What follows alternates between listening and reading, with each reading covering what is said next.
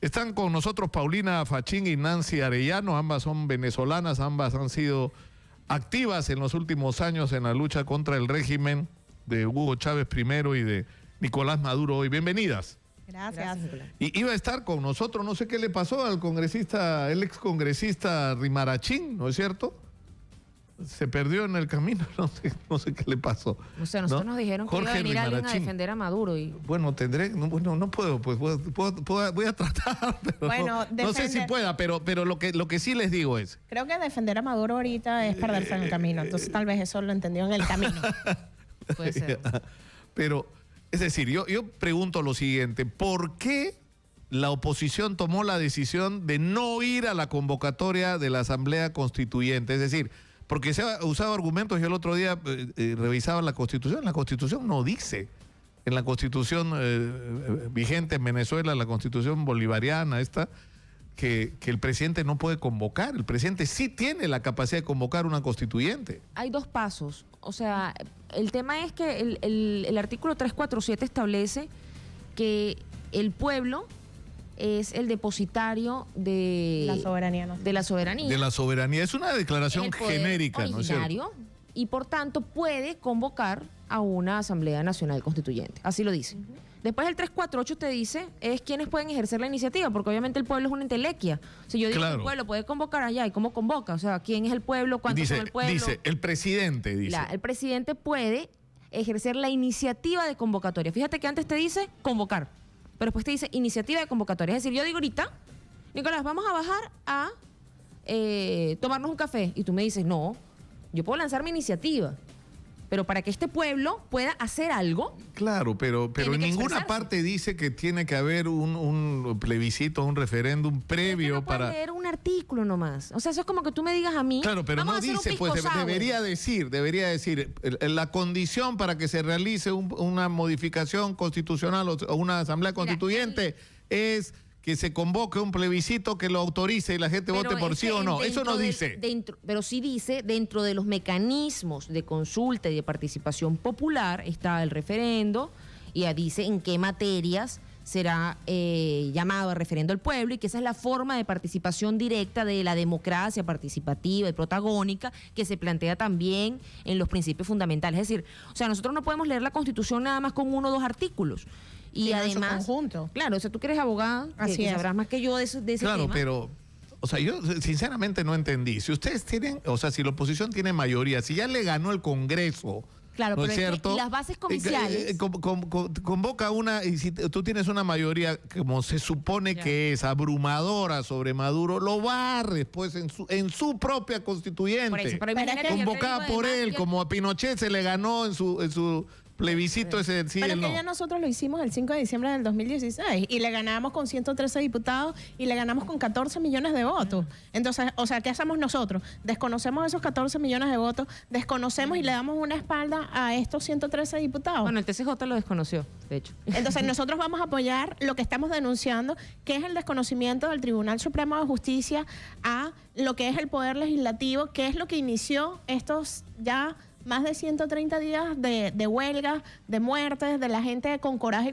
y con valentía en las calles. No podíamos, Nicolás. Pero ¿cuál es el proceso? Pero según la Constitución... Nicolás, ponle tú que la oposición decía, está bien, vamos, ya. Ahora te vas a las bases comiciales. Y entonces en las bases comiciales resulta que no es que cualquiera va, ojo. No es que estaba tan abierto, o sea, así como discusión que no es, sino es las reglas de juego las impuso Maduro. Claro, y las reglas del juego además crearon este tema del voto corporativo e incluso las candidaturas corporativas. Donde yo digo además, mira, te voy a dar un ejemplo. Mi mamá estaba metida en el sector misiones, cuando mi mamá nunca ha estado en una misión. Entonces, ¿qué clase de representatividad hay esa?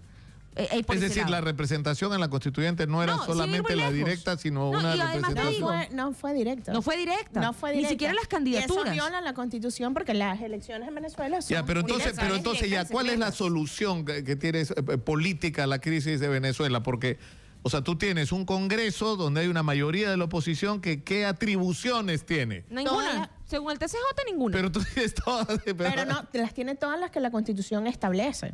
Pero ninguna, o sea, las dos Ninguna tienen razón. realmente. Todas y ninguna. O sea, Claro, tiene tiene legalmente todas, todas, pero a través ninguna en de términos tribunal, prácticos. a través del Tribunal Y Supremo. por eso que estamos hablando de que hay dictadura en Venezuela, Claro. porque se está desconociendo un poder que está previsto en la Constitución, que lo desconoció primero la presidencia de la República y luego el Poder Judicial del país. Y eso es lo que ha generado todos estos pronunciamientos de la comunidad internacional, Ojo, que es un hablando tribunal- que en Venezuela hay un quiebre del hilo constitucional, hablando que en Venezuela hay un quiebre de la democracia que se ratificó este 30 de julio. O sea, cuando tú te pones a revisar es un entramado, porque entonces tú dices, pero ¿y quién nombró al Tribunal Supremo? Resulta que la Asamblea Chavista en diciembre, de forma ilegítima, de una forma express, un 23 de diciembre, nombra a todos estos magistrados que luego, cuando se toma el poder en efecto, busca la manera de quitarle las atribuciones y además asume atribuciones, el Tribunal Supremo, que no le corresponden, tanto del poder legislativo, cosa que es absurda, siendo un poder delegado.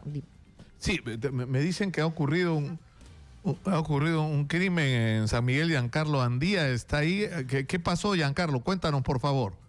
Información en vivo desde San Miguel, exactamente desde la cuadra 1 del Jirón Comandante Espinar. Nos encontramos pues aquí a la espera de mayores detalles sobre el fallecimiento de Adriana Franco Soto. Ella es una madre de familia que en extrañas circunstancias ha sido encontrada muerta. Lo que se sabe hasta el momento es que esta mujer, hasta las 2, 3 de la mañana, estaba bebiendo dentro del inmueble de su familia, ubicado aquí en la cuadra 1, estaba bebiendo con dos personas. La policía, agentes de homicidios de la IRINCRI han ingresado al lugar para esclarecer cuál es la participación de estas dos personas. Una de estas personas se identificado como Alexander, él con otra persona más han ingresado al inmueble, están dando su declaración, pues se manejan versiones de que han estado tomando con la mujer, le han dado una pastilla, esta mujer se ha caído, habría muerto por ese motivo, o también se investiga si la muerte se trata tiene algún hecho de violencia. Estamos acá a la espera desde el Jirón Comandante Espinar, en la cuadra 1, en San Miguel. Eso es lo que se puede informar hasta el momento. Muchas gracias por la información, Giancarlo. Muchas gracias. O sea, podría ser otra... ¿Qué temas esto, no? Con los asesinatos de mujeres, ¿no? Los feminicidios. Está el ex congresista Jorge Rimarachín en la línea. Jorge, muy buenos días. Te esperábamos acá en los estudios Exitosa. Sí, muy buenos días. Por cuestiones del tráfico, realmente no puedo llegar, pero estamos acá para dar mi opinión sobre el tema que están abordando. Claro, lo que nos dicen Paulina Fachín y Nancy Arellano es que en realidad esta constituyente convocada por Maduro ha sido una aberración, ¿no? Y es el acto, digamos, la cereza en una serie de violaciones y de inconductas democráticas que han convertido finalmente a Maduro en un dictador. ¿Qué es lo que dice Jorge Rimarachín sobre esto? Pueden decir cualquier cosa, pero lo que hay que aceptar es también a perder. De 20 elecciones en Venezuela, 18 ha ganado el chavismo y 2 ha perdido, y se ha reconocido esa pérdida. Esta Asamblea Constituyente ha sido convocada en base al artículo 71 de su Constitución de Venezuela. Y la oposición, la derecha, no ha querido participar. Entonces, ¿qué se lamentan? Si hubiesen participado, hubiesen dado una batalla y entonces estarían hablando de una correlación de fuerza real. Ha ido solo el chavismo, pero se ha impuesto porque ha tenido un respaldo de más de 8 millones de votantes y entonces se ha instalado una Asamblea Constituyente en forma paralela a la Asamblea Nacional, que es el Congreso. Y bueno, tienen que convivir. Lo importante es que convivan, dialoguen y pongan por delante los intereses de la patria venezolana. Lo más triste es que estén manipulados por Estados Unidos, que lo único que pretende es recuperar el control del 25% de reservas petroleras del mundo que se concentran en Venezuela. Ahí está el problema. Ya, pero a ver, escuchemos, sí. Yo lamento mucho las declaraciones del señor Jorge porque a mí me encantaría que él verificara los partidos que integran la unidad, donde hay gente de bandera roja, que son bien de izquierda. Está la social progresista venezolana, está incluida ahí. Están ex chavistas está el MAS, que emblemáticamente es un partido de izquierda de Venezuela. Entonces, yo creo que basta ya del discurso de que nosotros somos la derecha. Nosotros no somos la derecha. O sea, justamente la unidad es un conjunto de partidos que van desde la izquierda más radical hasta la derecha, efectivamente. Pero somos 34 organizaciones que lo que queremos en Venezuela es democracia.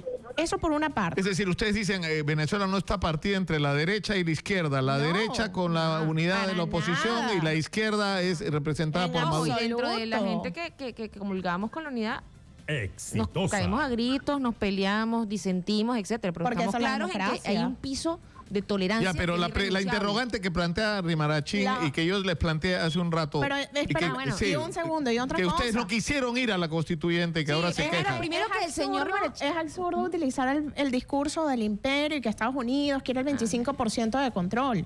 Discúlpeme, Nicolás Maduro es el que le vende todos los barriles de petróleo prácticamente de Venezuela a Estados Unidos por decisión de él. Entonces, si tanto les molesta el imperio, si Que tanto le les dejen de molesta- venderlo. que le dejen de vender ¿Y el qué dice petróleo. Jorge Rimarachín a eso? Porque es verdad. O sea, Donald Trump dice en la mañana Cito, ¿por qué no lo cierran? que es el dictador y en la tarde le gira el cheque por los 750,000 barriles de petróleo que le vende al día, que le compra al día a Venezuela. O las emisiones de Sí, pero también Estados Unidos saca petróleo a través del esquisto para bajar el precio del barril de petróleo, tanto de Venezuela y de varios países de Medio Oriente, porque manejan como política ahogarlos para que después, en una lucha geopolítica de control, quieran nuevamente tener el control sobre los países petroleros. Entonces, eso es clarísimo, ¿no? Bueno, un Juegan. tema que si Entonces quieren hay una hablamos guerra, con detalle hay cómo una es la guerra estructura de costos del económica, petróleo venezolano para que usted vea que del hay precio una guerra actual a los económica, costos de hay producción, una guerra, Es imposible. no. hay una todavía guerra se gana. económica allí. $18. Ya, a pero- los países de Medio Oriente y a Venezuela. Claro, pero Si quisiéramos nosotros ahogaríamos más bien al resto del mundo con los precios, porque nosotros tenemos volumen, tenemos cantidad, tenemos 350 años de reservas. O sea, si nosotros quisiéramos mañana controlar los precios del petróleo, lo podríamos haríamos. hacer. Lo O haríamos. sea, si quisiéramos ir a la lógica de Walmart, bajar los precios y sacar volumen, podríamos hacerlo. Si Venezuela fuese un país que está buscando una revolución real, cambia ese modelo rentista dependiente, lo transforma en un modelo productivo y ni siquiera tiene que pedirle 65,000 millones de dólares a China, sino que lo hace con una lógica de volumen. Se sale de la OPEP, se va a la lógica de volumen, hace caja, invierte en el país, desarrolla industria de derivados y se acabó. ¿Dónde está esa revolución en la llamada izquierda con 18 años en el poder hablando de soberanía? ¿Dónde está? No hay revolución. Y lo que estamos planteando nosotros es evolucionar. Le Claro. quitamos la R y evolucionamos. Eso es lo que necesita Venezuela. ¿Y qué además, dice el Jorge artículo Rim- que usted menciona, señor, el artículo 71 le A ver. informo que lo que dice es que las materias de ¿Por especial qué? trascendencia nacional podrán ser sometidas a referendo consultivo por iniciativa del presidente o presidenta de la República en Consejo de Ministros, por acuerdo de la Asamblea Nacional, etcétera, etcétera, etcétera. Es decir, sometidas a referéndum consultivo. Y eso no fue lo que hizo Nicolás Maduro. Por Si acuerdo Nicolás de la Ma- Asamblea Nacional, cabe también destacar dice, que pero no- dice a referendo consultivo. Y lo que se hizo no fue una consulta, fue una vulgar elección. Vas igual al patíbulo, pero elige quién va a ser la persona que te va a asesinar. ¿Quién va a ser tu verdugo? Eso es A ver, absurdo. permítame. Sí, adelante Jorge, por favor. Está Jorge Rimarachín en la El línea de Perú- congresista del Partido Nacionalista. Adelante. El Perú y en Radio Exitosa no se va a resolver el problema de Venezuela. Me parece Sin embargo, correcto. hay que aclarar que no vengan a mentir. La derecha cuando estuvo en el poder fue una derecha corrupta, saqueadora de los recursos naturales y del petróleo de Venezuela. Cuando el chavismo llega, impone dignidad, recupera la materia prima, recupera el control sobre los recursos ¿Y qué ha hecho con eso? y la derecha llora. No, cuando Y el chavismo Estados llegó Unidos- dejó Sí, el perdón, pueblo- pero que termine Muy bien. sí. ¿Qué han hecho con eso? Tienen una serie de programas sociales, una serie de beneficios en tasas de salud, en combate a la pobreza. Venezuela encabeza a diferencia de otros países de Latinoamérica. Tienen problemas de crisis económica, problemas de inflación, etcétera. Resuélvalo, por favor, los venezolanos. No vengan acá a engañar. Lo que quieren es quitarle el poder al chavismo para entregárselo a Estados Unidos y para que nuevamente retorne una forma antinacional de administrar sus recursos. Venezuela es el ejemplo para Latinoamérica en esta segunda independencia, que es la independencia económica que será continuada por los demás países, como ha seguido Bolivia, Ecuador y el Perú, es decir, que es retrasado. Jorge, pero el Perú el La 2021 independencia por la vendemos seguirá todos los barriles. con esta lucha de Independencia, 65 independizarnos millones de económicamente del control de Estados Unidos. Necesitamos manejar autónomamente nuestros recursos y resuélvanlo, por favor, internamente y no vengan a engañar al Perú. Jorge, una pregunta. Lo que tú crees es que esto que ha pasado con la Asamblea Constituyente no es un retroceso y el inicio de la declinación de Nicolás Maduro, sino por el contrario un fortalecimiento. Por supuesto que sí, un fortalecimiento, porque se ha avivado en Venezuela la lucha contra Estados Unidos, que tiene una conducta injerencista. La autonomía, la soberanía de los pueblos debe imponerse, de modo que le está haciendo un favor al chavismo la conducta de Estados Unidos. Y no va a resolverse el problema vía PPK. PPK no puede resolver el problema de los maestros en el Perú y sin embargo quiere resolver el problema de Venezuela. Por favor, que no metan la agenda de Venezuela en el Perú. El Perú tiene sus problemas, Venezuela tiene sus problemas y por favor, a esas dos señoritas váyanse a Venezuela a resolver sus problemas y no vengan acá a querer hacer campaña política para que en el Perú el control también lo continúe teniendo la derecha, el control del Estado. Eso es lo que ya se acabó y el 2021 será un gobierno popular, un gobierno con perfil patriótico, rumbo a nuestra segunda independencia. Y esa es la tarea que tenemos y no van a poder los medios de comunicación. Sí. ¿Cargo político vos? No, ninguno. Ah, yo tampoco. Ustedes no participan, o sea, no van a ser candidatas a nada, ¿no? No.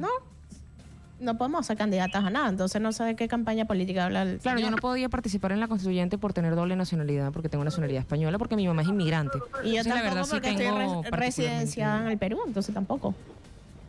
Pero si nos regresásemos, yo por tener doble nacionalidad no podía. Bueno, no había ok. forma en la que en los tiempos electorales yo pudiese renunciar. Segundo, si tú quieres un país realmente soberano, no lo haces dependiente de los precios internacionales del petróleo, donde los mayores consumidores, supuestamente está tu archienemigo, Estados Unidos. Buscas independizarte justamente de esa dependencia, de los vaivenes de los precios del petróleo. Y no sometes los programas sociales únicamente a la caja que te entra por los precios del petróleo, sino que buscas hacer programas socioproductivos para garantizar la sostenibilidad de los programas sociales. Ahora, Jorge, es innegable Cosa que que tampoco en se ha Venezuela hay una crisis ya humanitaria, ¿no? Eso ya, Por su- ya no es una crisis económica y esa responsabilidad después de... ¿Cuánto tiempo tienes? 18 años en el 18 gobierno, no le años, puedes control de echar la cambio. culpa a la derecha. El 83% de pobreza que tiene el país hoy en día es gracias a los programas sociales del chavismo, de estos 18 años de revolución. A ver si me permite. Sí, claro, Jorge. El tema, pero un La segundo otra cosa- para que sepa, porque de verdad a mí me interesa también, honestamente, que nos dejemos de un discurso propagandístico, maniqueo, donde sencillamente no entendemos las razones estructurales, o no sé si es que no se quiere entender, y comprender que hay muchos paralelismos entre nuestros países, y hay una identidad latinoamericana que también tenemos que defender, que no se puede defender de raticos nada más con utilidad política y propagandística, sino porque realmente A ver. entendemos eso. Ya va un momento. Entonces, lo que le quiero decir es, los programas sociales, yo apoyo los programas sociales. Yo apoyo la creación de programas sociales donde el Estado entre, tenga una incidencia, atienda una situación de emergencia y realmente cree igualdad de condiciones para poder tener igualdad de oportunidades en el desarrollo de la vida ciudadana. Pero cuando tú sometes las misiones a un carnet de la patria, las sometes a la inscripción en un partido político, cuando tú no creas un sistema, insisto, sostenible y sustentable, cuando las misiones se vuelven parte del aparato partidista y no buscan resolver una situación de emergencia para reencauzar en el sistema formal de educación, de producción, de crecimiento del país, Enseñar a la lo gente. lamento, pero difícilmente creo que eso tenga unos fines de real búsqueda de soberanía Sí. y no un sometimiento a Jorge, un la, partido. la pregunta es razonable. O sea, 18 años después tienes una crisis, insisto, ya no económica, sino humanitaria. No hay nada en Venezuela. La gente está pasándola mal. Hay hambre. O sea, alguna responsabilidad tiene el gobierno en eso, ¿no? ¿O no? A ver, ¿quién es el responsable de la baja del petróleo? ¿Quién es el responsable que dependamos del precio del petróleo? ¿Quién? ¿A quién afecta cuando se baja el precio de barril de petróleo? A Venezuela. ¿Quién quiere ahogar a Venezuela? ¿Quién quiere destruir la economía de Venezuela? Estados Unidos, con la producción de petróleo del esquisto. Y eso lo hace para regular el precio de esta materia prima en Venezuela y en todo Medio Oriente, porque Estados Unidos tiene el control de eso, con la producción de esquisto. ¿Para qué lo hacen? Para generar crisis en Venezuela.